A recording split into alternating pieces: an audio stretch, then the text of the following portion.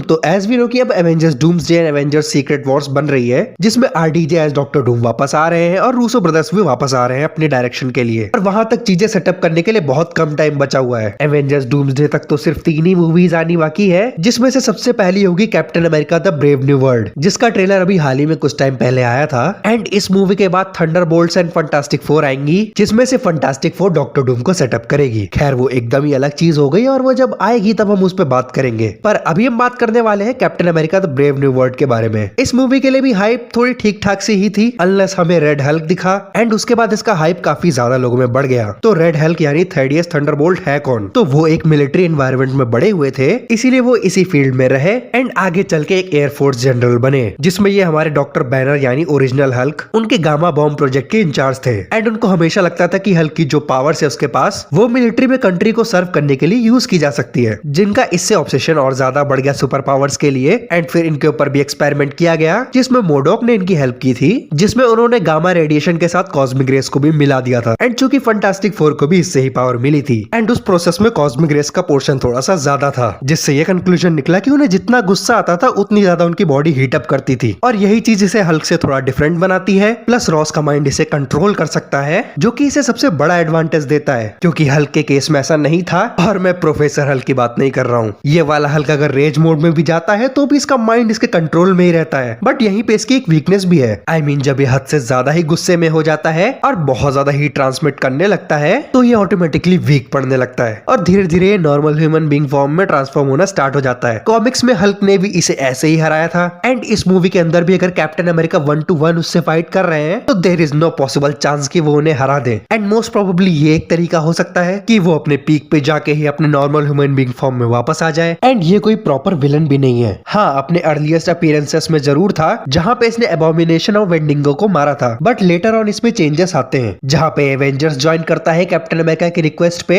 And फिर उसके बाद थंडरबोल्ट्स भी ज्वाइन करता है। खैर ट्रेलर काफी अच्छा कट किया गया है, कुछ शॉट सच में बहुत ज्यादा कूल थे। ट्रेलर की एडिटिंग काफी अच्छी है, डिवाइड करके 2 अलग अलग फ्रेम्स को एक साथ दिखाना, जो कि 2 अलग अलग पर्सपेक्टिव को दिखाता है। एंड कैप्टन अमेरिका मूवीज की तो यूएसबी ही पॉलिटिकल रही है, इस मूवी में भी वही चीज है, बस कैप्टन अमेरिका बदल गए हैं। बाकी मूवी तो हम देख ही लेंगे। खैर आपकी क्या एक्सपेक्टेशन है captain America brave new world से, एंड आप इस मूवी के लिए कितना ज्यादा एक्साइटेड हो मुझे बता सकते हो।